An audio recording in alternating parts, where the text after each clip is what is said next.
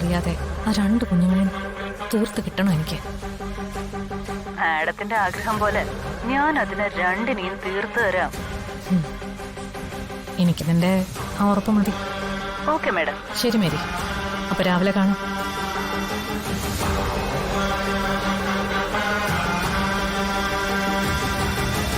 Photo Mary, അവളെ പോലൊരു criminal ഈ നാട്ടിൽ വേറെ കാണില്ല. അവളുടെ കൈകൊണ്ട് തീരാനാ ആ 2 കുഞ്ഞുങ്ങളുടെയും വിധി.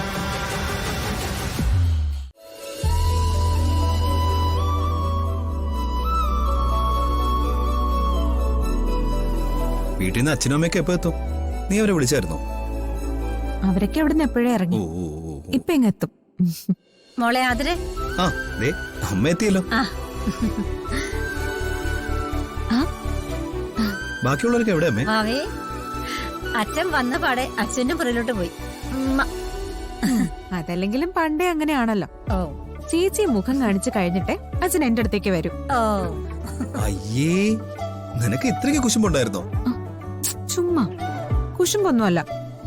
അച്ഛൻ എപ്പോഴും സ്നേഹം കൂടുതല് അച്ഛൻ ചേച്ചിയോട് തന്നെയാ. ഓ ഇങ്ങ് വരട്ടെ, ഞാനിന്ന് ശരിയാക്കി കൊടുക്കുന്നുണ്ട്. ഈ പെണ്ണിന്റെ ഒരു കാര്യം ഇവള് വെറുതെ പറയുന്ന സന്ദീപേ. അച്ഛൻ അങ്ങനെ മനസ്സിൽ പോലും വിചാരിച്ചിട്ടുണ്ടാവില്ല. ദേ അച്ഛൻ കേക്കണ്ട, നിന്നെ ശരിയാക്കി കളയും. ആ അല്ല, അമ്മ വരുന്നുണ്ടോ ഞങ്ങളുടെ ക്ഷേത്രത്തിലേക്ക്? ഇല്ല മക്കളെ, നിങ്ങളെ പോയിട്ട് വാ. ഇന്നലെ രാത്രി അമ്മ മൂകാംബികയിൽ നിന്ന് പൂജിച്ചു കൊണ്ടുവന്ന ആ മാല അത് ആരുടെയല്ല കൊടുത്തേ? അത് അച്ഛന്റെ കൈ കൊടുത്തിട്ടുണ്ടല്ലോ. അവളത് പൂജാമുറി വെച്ചിട്ടുണ്ടാവും.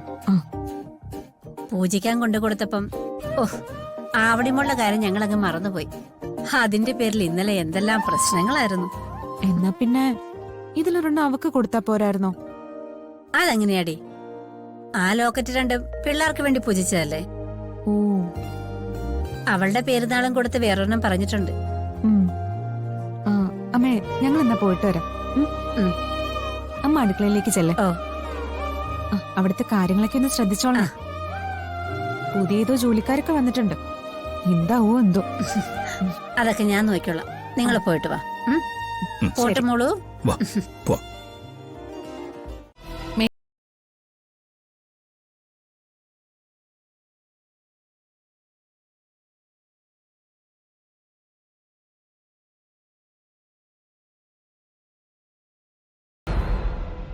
ഇതുവരെ ഏറ്റതെല്ലാം ഞാൻ കൃത്യമായിട്ട് ചെയ്തു തന്നിട്ടില്ലേ?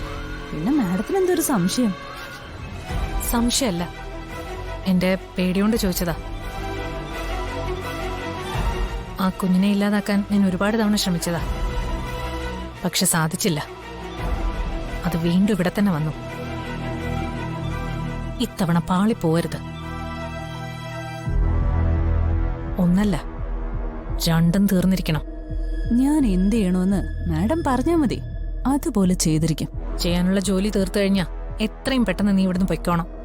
മനസ്സിലായോ? മറ്റാർക്കും ഒരു സംശയവും തോന്നരുത്. അതൊക്കെ ഞാൻ ഏറ്റു. എന്തൊക്കെയാ ഇവിടുത്തെ ചടങ്ങുകള്? അതൊക്കെ ഞാൻ വിശദമായിട്ട് പറഞ്ഞുതരാം. ആദ്യം കുഞ്ഞുങ്ങൾക്ക് നെയ്യ് ഒഴിച്ച് ചോറ് പൂജിച്ചത് കൊടുക്കും. അത് കഴിഞ്ഞ് ഭഗവാന് നിവേദിച്ച പായസം. ആ പായസത്തിൽ വേണം നീ വിഷം ചേർക്കാൻ. അല്ലെങ്കിലും വിഷം ചേർക്കാൻ പറ്റിയത് പായസം തന്നെയാ. സാധനം എവിടെ? അതൊക്കെ എന്റെ ഭദ്രമായിട്ടുണ്ട്. സമയമാകുമ്പോ ഞാൻ നിന്നെ ഏൽപ്പിക്കാം. നമ്മൾ തമ്മിൽ സംസാരിക്കുന്നത് അധികാരം ശ്രദ്ധിക്കണ്ട. ഞാൻ പിന്നെ വരാം. ശരി മാഡം. നിങ്ങള് സർപ്പക്കവല തൊഴുന്നില്ലേ? ആ, തൊഴുതല്ലോ. ആണോ? അല്ല, എന്തായി തന്ത്രിയോട് സംസാരിച്ചോ? ആ, സംസാരിച്ചു. കാര്യങ്ങളെല്ലാം വിശദമായിട്ട് പറഞ്ഞിട്ടുണ്ട്. തൽക്കാലം ഇവരുടെ പേരിൽ വഴിപാടുകളൊന്നും നടത്തണ്ടെന്നാ അദ്ദേഹം പറഞ്ഞത്. അതെന്താ അങ്ങനെ? 1 വയസ്സ് കഴിഞ്ഞിട്ട് മതി കുട്ടികളുടെ പേരിൽ എന്തെങ്കിലും നടത്തുന്നേന്നാ അദ്ദേഹം പറഞ്ഞത്. അപ്പോ ജാതകത്തിന്റെ കാര്യോ? അതൊക്കെ സമയമാകുമ്പോ അദ്ദേഹം ചെയ്തുതരാൻ നേരിട്ടുണ്ട്.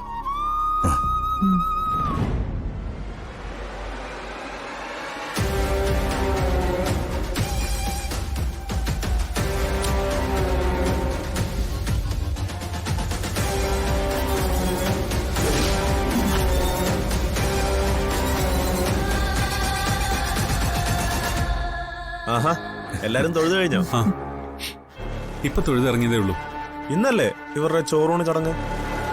അതെ, ചടങ്ങിന് മുമ്പ് ഞങ്ങൾ ക്ഷേത്രത്തിൽ തൊഴാൻ വന്നതാ. ആയിക്കോട്ടെ, ദേവിയുടെ അനുഗ്രഹം ഉണ്ടാവും. എന്നാ പിന്നെ ഞാൻ അങ്ങോട്ട് ചെല്ലട്ടെ. ശരി എന്നാ.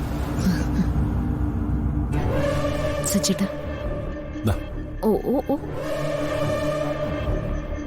ഓഹോ ബാ ബാ ബാ ഓ ഓ ഓ ഓ